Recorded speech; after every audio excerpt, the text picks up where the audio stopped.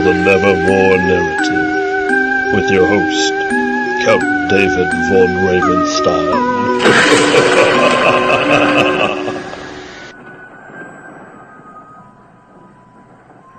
Sure. Now? Sure. Yeah. Hello, everyone. Welcome to the Nevermore Narrative, Season 1, Episode 5. That's a great question. Man. Great question. Good Fantastic question. question, David. Thank you. I'm glad you know how many episodes you have. Yeah.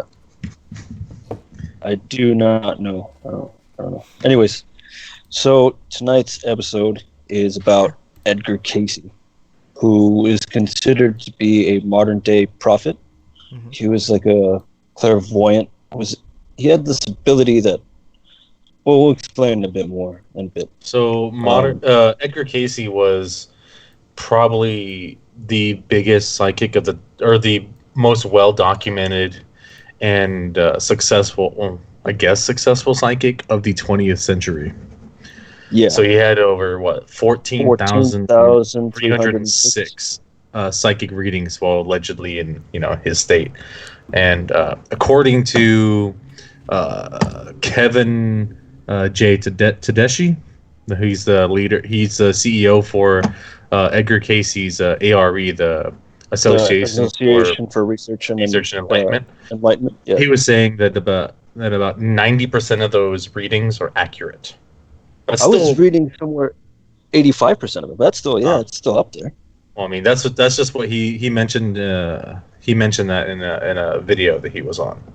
Oh, okay. Yeah. But so Edgar Cayce was born in Virginia, right? I mean, you should know this. I mean, it seemed like both of you guys were. All of us should kind of know this, I guess. All right, so he was born in Kentucky. I believe it was Kentucky. Hopkins. Was right? it Kentucky? Shit. Yeah. He moved to Virginia is what I'm thinking of. He did move to Virginia. That's where the Virginia. association is, yeah. So, yeah, he was born late 1800s, I think 1877, if I'm not mistaken. March 18th. Yeah, he was just a simple, farm that he grew up on.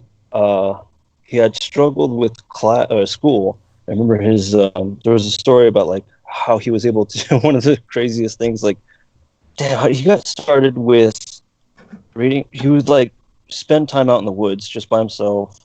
I believe he was like reading the Bible or something like that, and he said that there was a voice in his head that told him that he was able to, that sort of bestowed upon him this gift to clairvoyance and go into these trance-like states.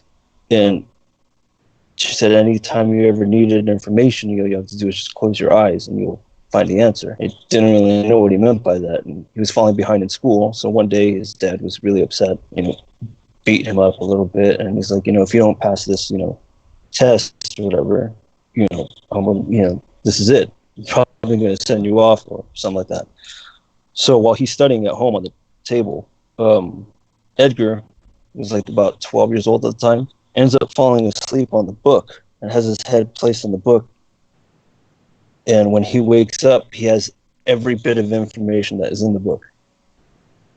He was able to recite anything. Any question his dad asked, he got it right.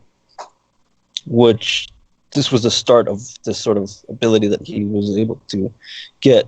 Eventually, it became this sort of, he would fall asleep into this trance-like state. I think it was under hypnosis at first, if I'm not mistaken. Well, he didn't go into hypnosis until later in life. Later in life, yeah. Yeah. And then that's when people would ask him questions about, the future, their lives, the economy, anything really. He would answer it. I think According you're skipping a little bit, so let's go back to the book thing. Yeah. Okay. So he was known for that. That was like one of the abilities he got, or he knew that he had when he was a child, that he could sleep on a book and he could basically remember the entire book, retain all that information. And then also he saw his grandfather when his grandfather died. He would see and talk to his grandfather. So. Oh shit! I didn't read that. So that was he saw his grandfather die, right? Yeah, he saw his grandfather die. and then he would see him on occasion, and then he would, I don't know if he would communicate with him, but he would see his grandfather. So While he ended up, was awake. while he was awake, yes. Oh, wow. And then, so we'll skip ahead to kind of where you're at. So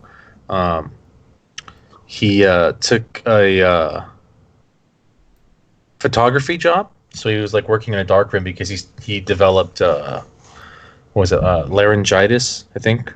Mm-hmm. And then so he didn't have the ability to speak a lot. Yeah, I forgot. He lost his ability to speak for the longest time. Yeah, and then so he was. Someone suggested that they put him into like a hypnotic state to see if they can try and help, cure his illness. Mm-hmm. And then like what happened was he ended up self-diagnosing. So he went into a hypnotic state and he self-diagnosed himself. Like he said what it was, how to cure it. Yeah. Yeah. It didn't work for a long. It worked for a short period of time, and then it came back. And then it came back. Yeah, and then the hypnotist that had helped him he was like traveling, so he had left town, and he had to use the hypnotist that was like in town or whatnot, like the. Mm-hmm. And he was the one who was trying to get money out of it. Like he's like, hey, you have this ability. Why don't we just kind of exploit it a little bit, right? Yeah, a lot of people were trying to exploit him for his ability. And they wanted, everyone tried to make money out. They wanted to use him to make money. And he, kept declining every offer, no matter how big it was. He just believed in if he was going to do this ability and he was going to do it for the goodness of others, try to help people who are sick, figure out what's wrong, how to heal them. But he was going to do it for free, absolutely no charge. Mm-hmm. And that was, one of the kick-ass things about Edgar Cayce, actually, I think.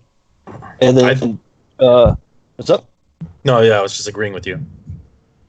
Didn't one of his business partners present him with a plot of land or something like that? Or a photograph studio? They agreed to it? There was a man, I forget the man's name, but he was basically the man that helped him start his hospital, and the man had over 400 readings himself. Oh, wow. So he was, I forget his name, but he was the one that helped him start the hospital. Hello, Elizabeth. One of the... What up, Manny? Manny's on? Oh, yeah. I only see... And Jade. Yeah. Hello, Jade. Hello, Manny. Jade made the intro, by the way. We'll fix the intro for her. Jade. Thank you, Jade. You're awesome. So while he was giving off these readings, a lot of the times, people would come to him with illnesses, and while in this trance-like state, he would offer them a remedy or a solution, and a lot of the times it worked. And what's crazy about it today is a lot of the practices that we have are in part due to him. The whole idea of holistic medicine, aromatherapy, sort of, therapeutic remedies that don't necessarily involve medicine, but the belief of healing the body through, food or the things around you kind of thing. That's all based off of stuff that he would retrieve the information from this. When people would ask him about their own, selfish needs, about greed, like, in the future, am I going to make money kind of thing, or what should I invest in, stuff like that. It was those kind of readings that it would really drain him physically and make him sick. So because of being used for like selfish needs. Yeah. Did you guys hear about any predictions that stood out to you?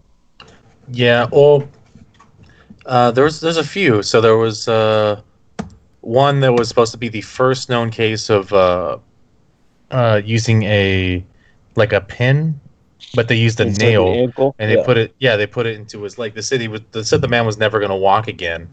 Mm-hmm. And then so it did a reading, as a last resort. A lot of people went to him as like a last resort.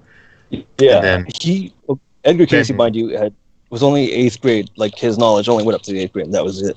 Yeah, yeah. He said he was like almost like basically illiterate, but I mean, I don't know how accurate that was, but yeah.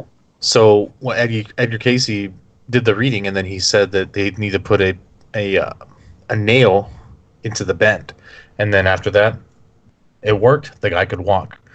And as far as I know, when I was listening to a documentary on it, actually, they think that that's probably the first known case of anyone using like a pin or a screw of that type at that time. So I thought that was pretty interesting. I'm just double checking to see how accurate that is. I heard that was because of that prediction is one of the reasons why we use that a lot today. Putting pins in people's body to help reconstruct their structure. Josh, is there anything else that stood out to you? Well, I remember when he predicted the stock market crash. That's what I was going to get to. Yeah. So he predicted that. He also predicted one of the wars, right? I think it was World War II. World War II. Yeah.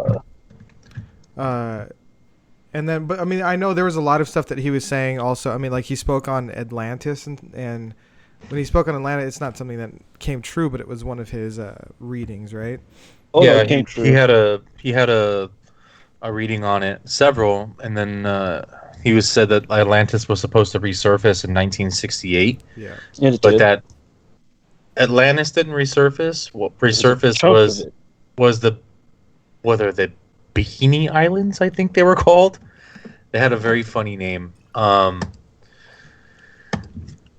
but those are in the Bahamas. That wasn't it. There was a piece of some structure. It came out from underneath the ocean.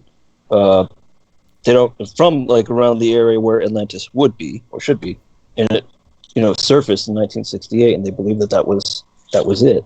Like, although his predictions were somewhere along the ballpark. Like, for example, so do you guys remember how his prediction for 2012 was going to be like the end of the world kind of thing? Yeah. Wait, that was him? I thought that was the Mayan calendar. That's the Mayan calendar. It was the Mayan calendar. It was also him. There's a map that he had someone drew up. Josh, if you could look up the Edgar Cayce map of the world, and you could see how his prediction was that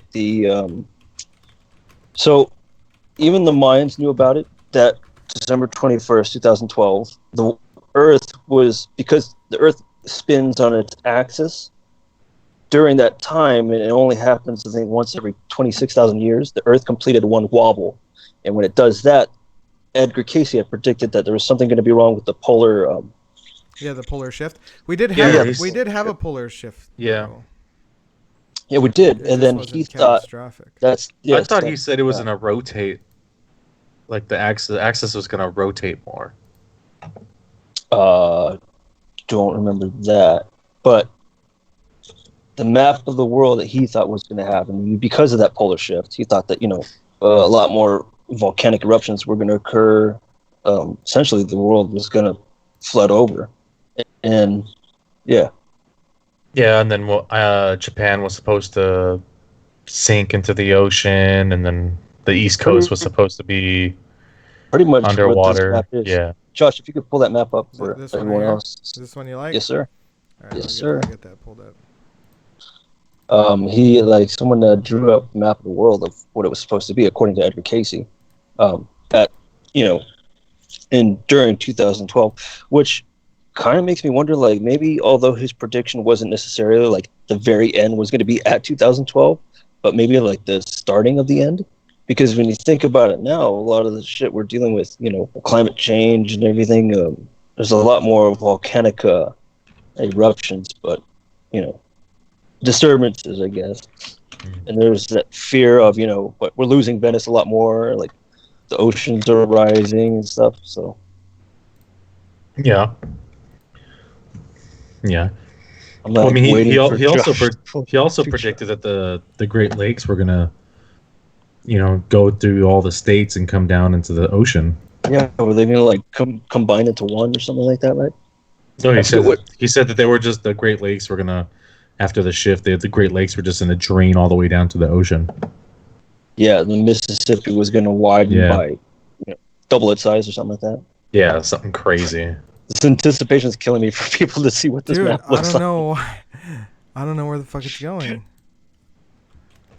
It's all good. Just keep going, David. Well, if he finds it. All right. Well, I guess we can. Oh, you got it. There you go. Perfect. Yeah. This is what the map of the U.S. looks like, according to Edgar Cayce during 2012.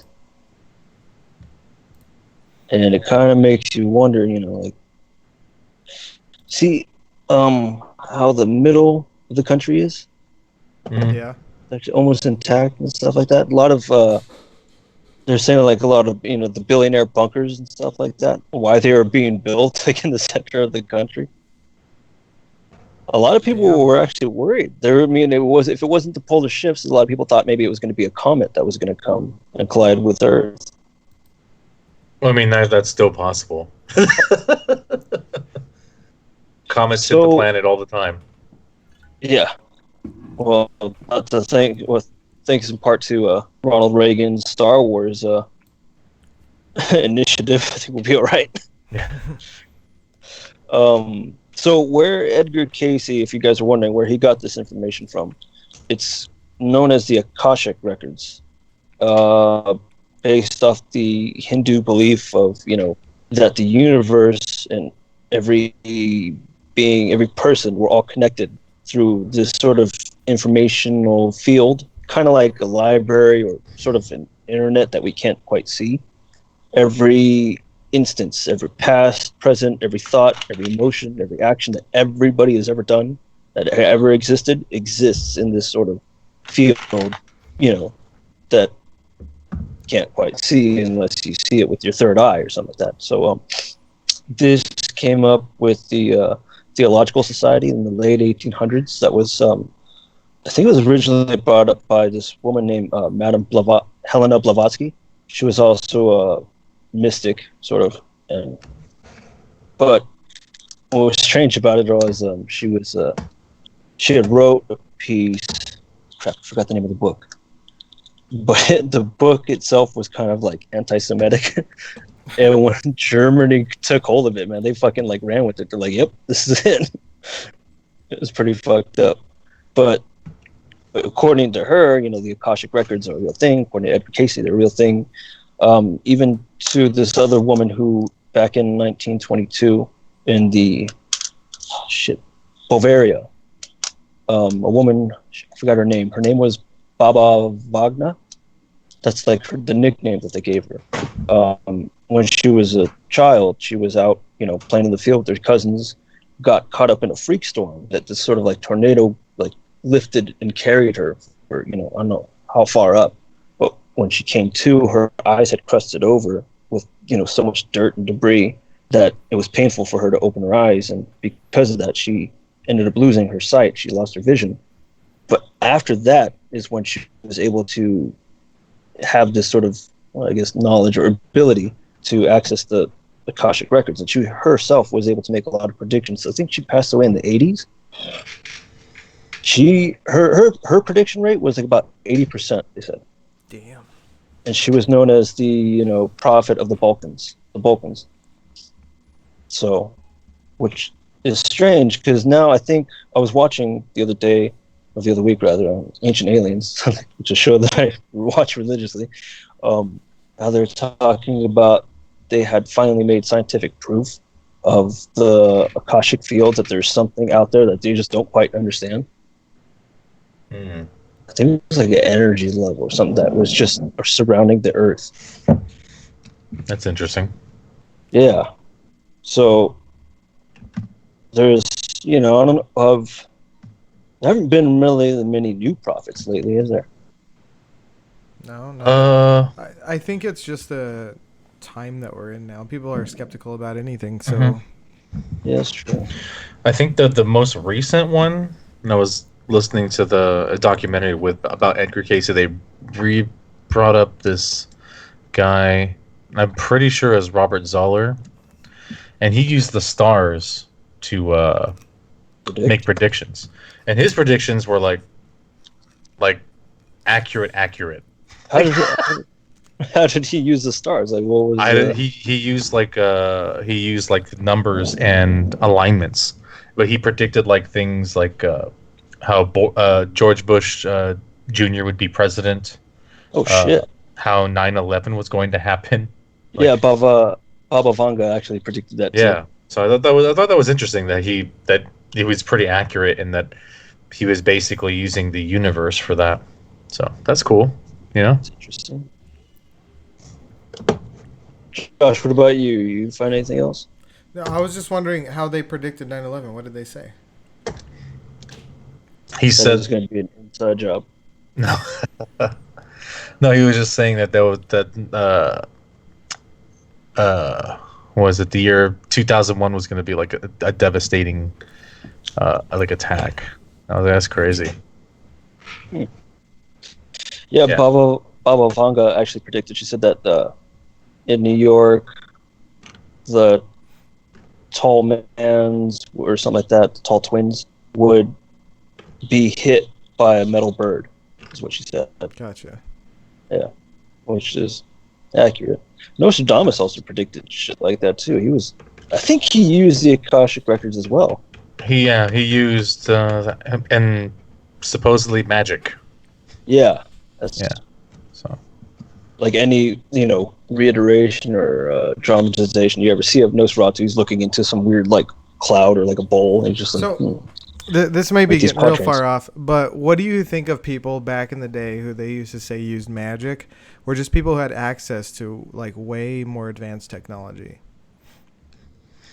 Because if somebody saw possible. if somebody saw the amount of technology we have right now, they would think we were using magic. magic. Yeah, and there's for sure there is.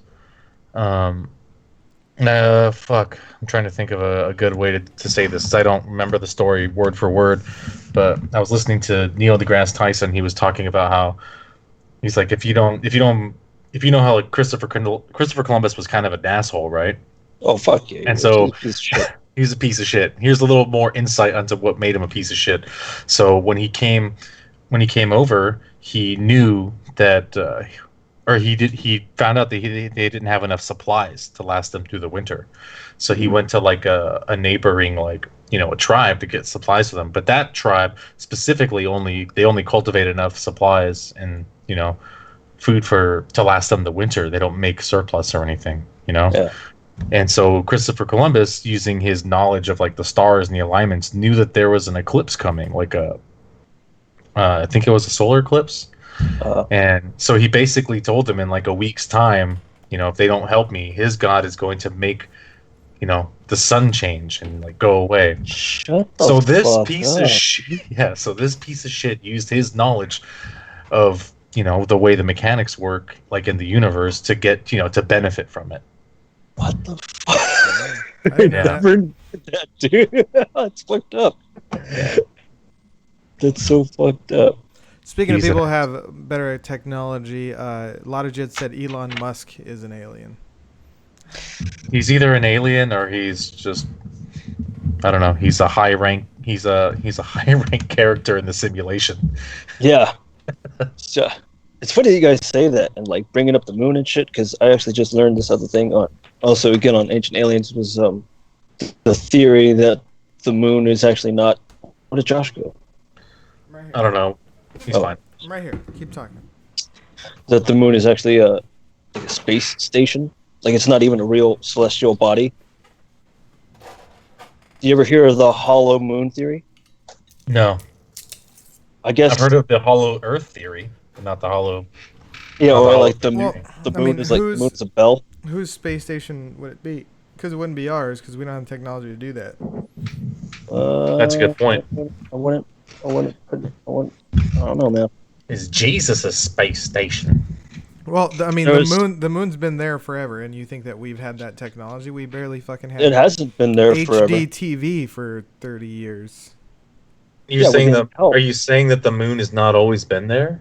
No. According Well- to some of the ancient civilizations that have been on this earth, I forget which one, but I think it was some civil. I'll look it up. But it was like I think a But are you civilization. trying to say say like that the moon is younger than the Earth?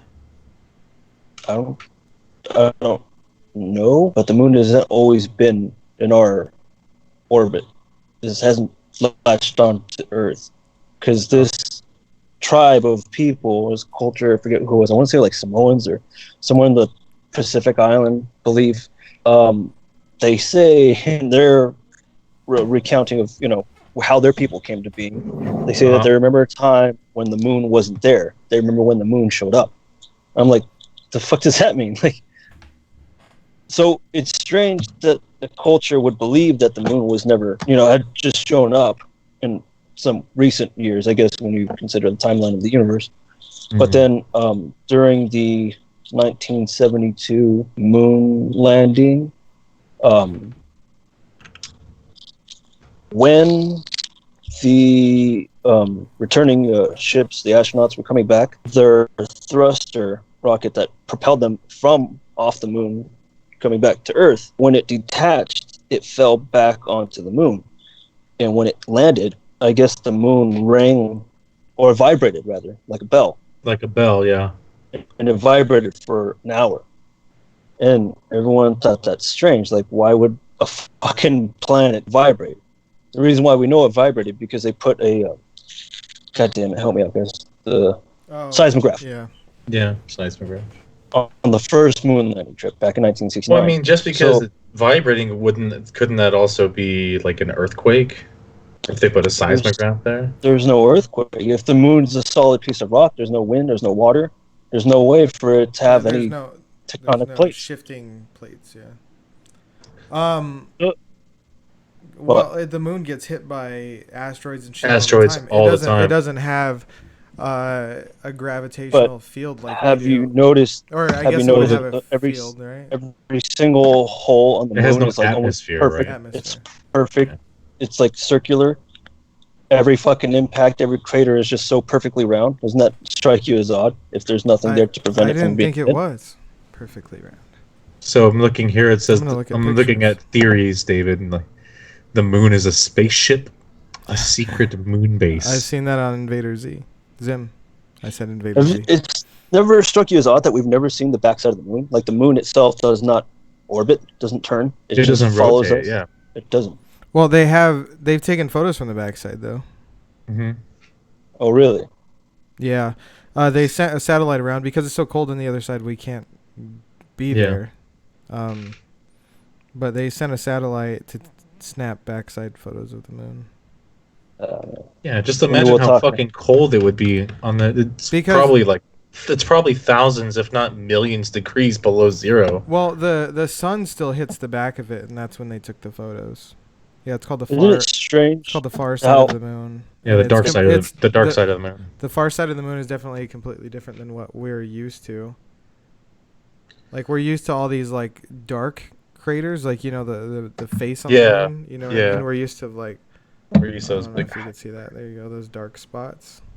And that's what you see on the moon regularly, like when you look at a full moon. Yeah, I just showed you the front right now. Oh. And I showed you the back first, and then I said it's so different than the front, and I showed you the front. The back looked like a trip to the moon, that 1920 silent film. Yeah, that's true. That's true. We'll probably get into this more on another episode about. Let's get back to Cayce. I don't believe the moon is real anymore. What do you mean? It's crazy. We can't. How am I supposed to not keep talking about it? We're not going to keep talking about it. We're not going to keep talking. If you want to talk, we can talk about that off the show, like I'm not going to off air. No, we'll talk about it at another episode because I don't even want to give away it. But Edgar Cayce died in January of 1945. I think his youngest son died in 2013, right? Pretty recently, yeah. Yeah. So. Yeah, pretty recent. Was it? So I mean, what else intrigued you about him? Because I know I think this is what Josh wanted to talk about. Josh wanted to talk about Edgar Cayce. For me, there was some stories about his lack of knowledge. Obviously, I'm not trying to denounce him or anything, but lack of knowledge, like in terms of school, he didn't go that far. He was only educated at an 8th grade level. Like you said, he might have been illiterate.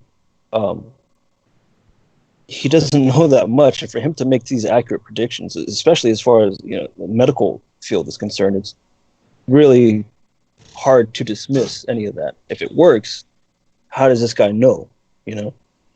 There is even some cases where he eventually had a stenographer who was able to, I believe, write down or type most of his predictions. And Yeah, that would was ask him these questions. Gladys Davis. Yeah. And I think there was one story that I remember hearing about years ago of during one of his sessions that he had with the person that came up to ask him a question. He had said, I forget, I don't know exactly what word it was, but the stenographer kind of stalled because she didn't know how to spell the word. And during his trance-like state, knew that she was having a difficult time writing the word. And he's like, go back. It's actually spelled this way in his trance-like state. And she thought it was so fucking odd because he's usually more focused on the person asking him questions as opposed to what she's doing. I heard it a little bit different, but yeah, what you got? It was actually when I was watching this documentary on it, they had an interview with her, and she was talking about there was a pause during his reading, and she wasn't sure whether to put a space, a comma, or like a dash. And like in the middle of his reading, he stopped and he's like, "Put a comma there." That's what it was. Yeah. So I thought that was really cool that he was able to do that in the middle of his reading. Yeah. Josh, what are you doing down there, dude? Nothing. Reading stuff. Playing with Joanus? Yeah, apparently. So there was another. I thought this one was kind of cool. So there was a member of the ARE, I guess, in like the 70s, right? And she was a member from Australia. And what? Yeah, I was like, "Oh, Australia." Okay. Yeah, and I thought you were gonna say something. And I guess she was like, she felt ill. She was having stomach problems, and so she had asked, like a member from the ARE, like what she should do, and they said to sleep and to try to remember how he phrased it, because this is a story that Kevin Tedeschi had said. I think he said to sleep and to dream and to try and dream of Cayce. And so eventually it happened. So she dreamed of Cayce, right? Mm-hmm. And then I guess Cayce in his dream told her 1800. And so 1800 what? So let me finish. So she went to to her, I guess not membership, but I guess whoever was leading their thing for the ARE for the branch out in Australia or whatever, and to find the 1800 reading that Edgar Cayce had done, and turns out he had pre-diagnosed another patient with the same ailments that she had. Oh, and he was just giving her the answer. Mm-hmm. And so what happened was that person had the same ailment. He had mercury poisoning. So she went to be tested, and the doctor's like, "Oh, I don't see how it could be mercury poisoning." He's like, "But I'll test you anyways." And then so she asked her mother, "It's like, had I ever had mercury poisoning as a child?" And then the mother was like, "Yeah, as a child, you bit the tip off a thermometer, and then you ingested some of the mercury." Oh. And yeah, it turns out when she got the test back, yeah, she had mercury poisoning. And then just followed with the rest of the reading on how to, to cure the ailment. It was fine. So I thought that was interesting because that happened in the 70s. So there was like no internet, no nothing. So they just had to, they had to message the ARE from the States. Phone book. Yeah. And he was able to help cure someone even decades after his death. That's really cool. So I thought that was fucking really cool. But if he's only had 14,000. 14,306 recorded. So the 18, and the 1800 was the answer, huh? Yeah, the 1800. Damn. That's crazy. A lot of Jid said that Cayce sometimes performed medical readings for people who were deceased at the time of the reading. Karen Stalls now writes Cayce wasn't able to cure his own cousin or his son who died as a baby. He was not. Yeah. His son died like months, right? He was like 2 months after, I think. Yeah. But he did cure his wife. I guess his wife had tuberculosis. That's right. Fuck, I forgot about that one. Yeah. So a lot of people revel at the fact that he was not educated, like you said, David. But he did have a lot of doctors as friends, right? Medical professionals as friends. So a lot of people are trying to discredit him, are saying that he has this knowledge of internal through the doctors because of the people he knows. Yeah. Oddly enough, you guys can still be a part of the Association of Research and Enlightenment. I think it costs to be a member. There's a membership fee. You can have access to, I think, all of his recorded readings and predictions and everything like that. If anyone's interested, look it up. I don't know how much it is, but it seems kind of worth it. Yeah, it's edgarcayce.org. There you go. Oh, it's edgarcayce.org. It's not the Research and Enlightenment Association. It'll take you right there. It'll take you to the same place. Okay. If you try and look, if you try and Google it, it's going to take you there. edgarcayce.org. Ah. And that's a museum out there in Virginia Beach, no? Yep, Virginia Beach, Virginia. That's where the facility's at. And the facility has all kinds of it was a big facility. Programs, and I was just listening to some of the stuff, and they have a prison program where they give books to prisoners, and they got you can go there and you can get a massage or chiropractor, go get an adjustment from a chiropractor, and they got therapy. They got 40. They got over 40 different branches inside of the place. I thought that was really cool. It's a lot of stuff, man. Yeah, chiropractic is actually one of the holistic medicines that he actually had predicted as well, which is strange. But damn, what was he going to say right now? Something about him being a member. I forgot what I was going to say. You guys want to take it off from me? So Latijid, sorry, was he's kind of saying sending things that you were used to discredit or at least cause people to doubt his abilities.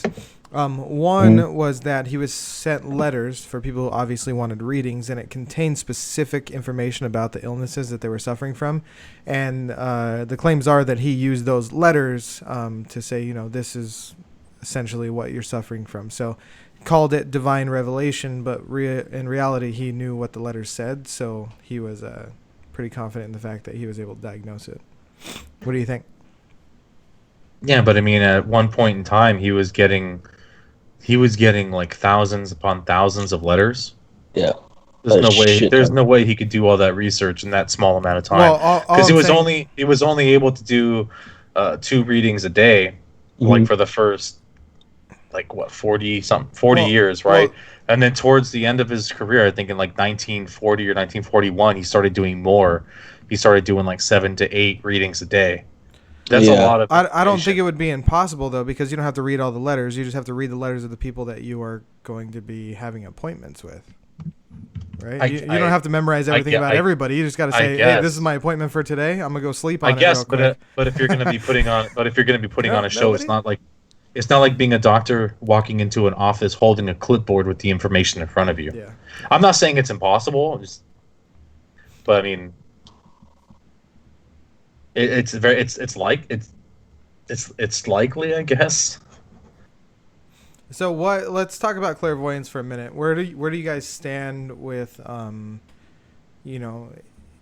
parlor trick versus actual relationship with?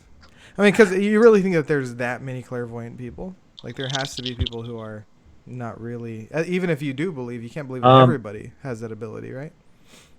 I don't believe so. I think there's some people who are out there are fakes that are in it for any money or anything like that, or they do it for humor to fuck with people. But I honestly think when I was reading about the Akashic records, how anybody can access them. You just need to it's like a process of just understanding what to do and then doing so through meditation or something like that, and to open up your third eye to access all this information that exists out there. Yeah, he even said that, I didn't mean to cut you off, I just want to interject while we're still on topic. Yeah. He even said that anybody can do what he does. Anybody can access that information. Yeah, if you want to find out more about it, you could do this yourself. by means of accessing the Akashic records. So if anyone's interested, I kind of want to check it out and see like what's the process to do and see what. I'm assuming through meditation. And I understand a lot of people want to discredit him, but I feel like he really didn't have much to gain. He didn't take any money from it. He wasn't searching for like fame and glory. He worked on donations. You know, exactly. his biggest goal in life was to have a hospital. Mm-hmm. You know, to help treat his patients. I guess that there's a little bit of controversy there, but his hospital, you know, during the Great Depression, it went bankrupt. So, yeah. I don't know. What do you think? What do you think? I believe that he was. I believe he was legit. I don't think he would, considering his background and his level of education and the fact that he wasn't doing it for money. I don't think he was lying about any of this. I think it's eerie, his predictions, how true they've become. Yeah, but, I mean, what do you think, Josh?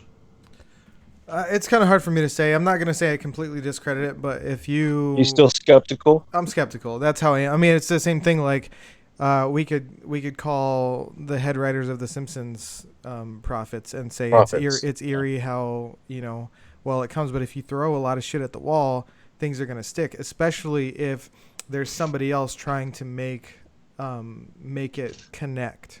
You know what I mean? They're trying to take this and make it relate to something else.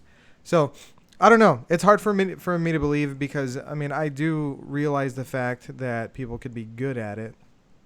David, if you were going to say you want to talk to the other side and, you know, you just throw some shit at the wall, older lady, like, you know what I mean? Okay, you got an older lady? All right, well, so that's probably your grandma. She's got an old name. You know, I'm not trying to say anything bad about our last guest. I'm not at all. But I'm just saying, like, that's my way of as a skeptic. My way of rationalizing it on the opposite side is to say that that's like an obvious question. You know what I mean? Mm-hmm. So it's just kind of tough. Like, David, do you have any friends that passed? Yeah. Okay, so based off of your age, I'd say, okay, it was a friend that passed, so it was something sudden, right? Yeah. Because of your age. It wasn't something that was slow. You get what I'm saying? Josh, are you a clairvoyant?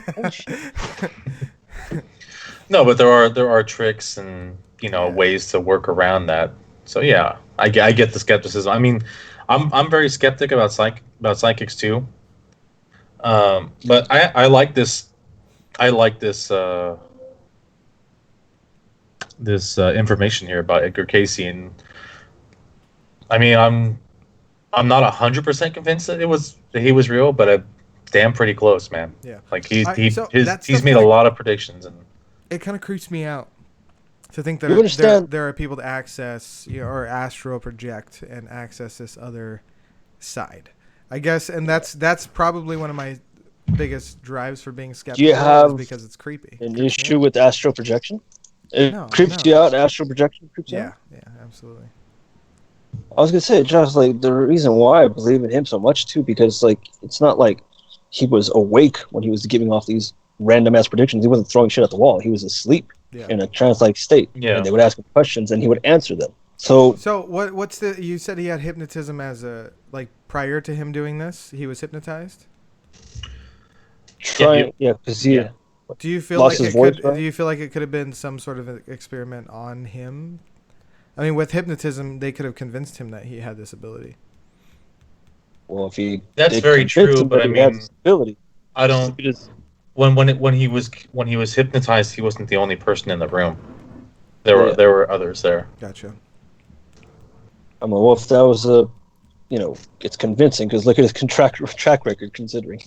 Yeah. Well. Yeah, I mean, 90% is pretty good. I mean, he does have over 14,000. So I mean, but I mean, it's not bad. It's not bad, and he's one of the, like George said earlier, he's one of the well-known, documented of the 20th century. Yeah, the most documented. The most documented So he had some notable people visit him, right? Woodrow Wilson. Yeah, Woodrow Wilson, Thomas Edison. Yeah. Who else was it? He's like, am I ever going to steal a design from this guy named Tesla? Yeah, you will. Fucking Edison. Nice. Yeah, we also hate Edison here. It's all about Tesla. Cool. Well, my biggest problem I have with Edison is the whole elephant thing. That too. Topsy. Topsy the elephant. Fucker. Nice. Nice.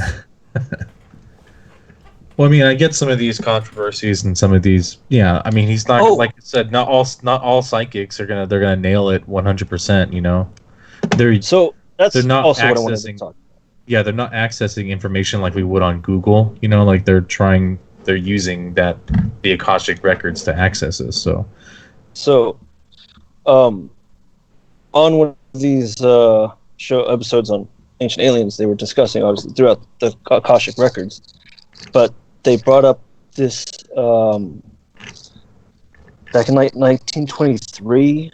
There's these two professors back on the East Coast. They wrote, I think it was like a paper. I don't know if it was necessarily a book, but they argued that if inventions were inevitable, and the theory of all this is the simultaneous inventions of the same thing, thought of by two different people stretched across the continents, and it's happened like hundreds of times throughout the history. And the question is like, where did these people kind of get this information? Why? How is it so strange that two people from different parts of the world think of pretty much the exact same idea for this thing? Like, for example, was it Thomas Edison that made the radio? And I forget who the other guy was. Graham Bell? I know there was no. Alexander Graham Bell made the phone. Yeah. The phonograph was another invention that was created by two different people at the same time. The telephone. There's Alexander Graham Bell, and I forget the other guy's name. But all throughout history, there's just different inventions, different people that happen simultaneously, almost at the exact same moment, kind of thing.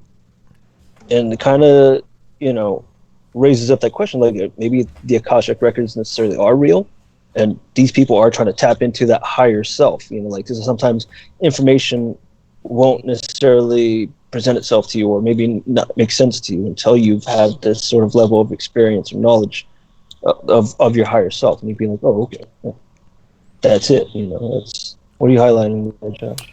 Manny says that he doesn't know if we talked about it, but he predicted there was something underneath the left foot of the Sphinx in Egypt. I don't remember that. Yeah. Oh, yeah. Forgot about that. Thank you, man. Go ahead. There was supposed to be a chamber of sorts that was inside. The chamber was going to be secrets. Secrets, yeah. Not secret. It was a Harry Potter reference. Chambers. No, there was something inside this chamber. Nerd. I forget what it was. There was controversy on what it was supposed to be in there. Some people supposedly supposed to be some of the information about Atlantis. Atlantis was supposed to be hidden there. There you go. But I forgot the person's name. But there were the guy who was talking about it in the documentary. He's like, I don't believe in clairvoyance or psychics or anything. But when they did the research and they looked at what was under the Sphinx, he's like, yeah, there's definitely something under the Sphinx. It's man-made, and it's like a chamber, and something is in there, But they can't just go drilling holes into the Sphinx. Yeah, they're not going to excavate. The Egyptian government won't allow it. They won't even allow any more excavation around the side of the pyramids of Giza or anything like that. It's heavily under the government's control and everything. Yeah. So the fact that someone of that that stature, like an actual, not a scientist, but like I forgot what they're called. Archaeologist, yeah, like Indiana Jones, man, come on. Yeah, Indiana Jones. What was his obsession with Atlantean technology and shit? There's a lot of stuff that he talked about. You know what? How about I really don't know much about Atlantis. Do you want to talk about that next week? We could talk about it in another episode. Yeah. That's what I said. Next week. You want to talk about Atlantis next week? Because I don't really know much about it, and I feel like there's a lot to cover. There's a lot. There's a lot of how advanced the civilization actually was and why it sort of disappeared and is not on the map anymore. It's crazy because where did that even fucking come from? I don't know, and it's said to disappeared 10,000 years ago, which means that they were around for possibly 50 to 100,000 years prior, if they were so advanced. Yeah. I don't know. I don't know that much information on Atlantis at all. So. I'll do more research, but obviously, is that what you guys want to talk about next week? Aliens. Manny says awesome. Can't wait for that. We could talk more about Atlantis. We could tie it in with obviously how I don't believe the moon is actually real. We could talk about how the pyramids were built by aliens, because there's no fucking way a human can actually do that. Why not? Because it was so That's heavy? fucking bullshit. They're so heavy. You know how fucking the precision it takes to make those things, those monoliths of stones? Also not to mention that where they came from was literally hundreds of miles away. Over 300 miles was the nearest quarry for where those rocks had to be dragged from. So what would be the driving force behind aliens making pyramids? I don't know that theory. I mean, I get like it mirrors Orion's belt, right? The pyramids of the kings. The coordinates, so it has something to do with the stars, but what? I mean, did they put like a magical rock in the top and then blast to another planet? That was supposed to be the aliens' calling card of like, if you ever forget where we came from, this where we put these fucking things is going to be the coordinates. You just look up at the sky, see the Orion's belt, and that's where we're at. Which one? Same. Is there something pointing to somewhere else? Is there another landmark? Because the Sphinx is off to the side of those, right? It's nearby. Yeah. Because I could actually I could go on maps, like Google Maps, and I could like with my fingers just go to the world and then zoom in all the way to the pyramids of Giza. That's like there's hardly anything I know exactly where it is. I could do that. Well, what do you mean hardly anywhere? There's every continent has a fucking pyramid, dude. There's pyramids all over this world. Yeah. Doesn't it strike you as odd that every ancient civilization built pyramids for no fucking reason? No, I don't know. Maybe it's just one person going around. North America, there's like mounds and stuff like that exist. The Serpent Mount, it's not necessarily a pyramid, but these strange structures that exist, like some that are quite hidden. There's that hidden pyramid that they also noticed something about the pyramid in Egypt, how it's not 4-sided, it's actually 8-sided. 8-sided. The way it looks during a certain time of year, the way the sunlight hits it, the supposed flat sides actually kind of curve in slightly, and it gives off an 8-sided part to the pyramid. I don't know, we could talk more about it some other time, but if you guys are interested to help join us in the conversation next week for aliens and ancient civilizations, and we'll touch more on it. I guess mostly about Atlantis if you guys want, but for sure, definitely want to talk about. Pick one at a time. I think they're all good things. I mean, I would like you to have 30 minutes worth of telling me why the moon's not real, because I can fucking do that. It's just hard for me to wrap my head around. Well, I can give you the second part of the story. If we do that, we're going to be talking for at least another 45 minutes. Well, because after the astronauts came back, they told Dr. Werner von Braun, the guy who was the former Nazi scientist who brought us to the moon due to his rockets, the inventions of the V2 rockets that he used during World War II. He was the one who got us to the moon. When they told him about what happened when they dropped that thruster rocket, he's like, okay, well, this next rocket will put a heavier rocket for you guys to take up there. And so, well, come find out next week. We can tell you what happened. All right. You guys want to join us tomorrow next week? We'll do some more research on it, and I'll try and convince Josh why the moon isn't real. I see myself believing that for sure. Nice. All right, man. All right, guys. Thank you for stopping by. We hope you enjoyed the show.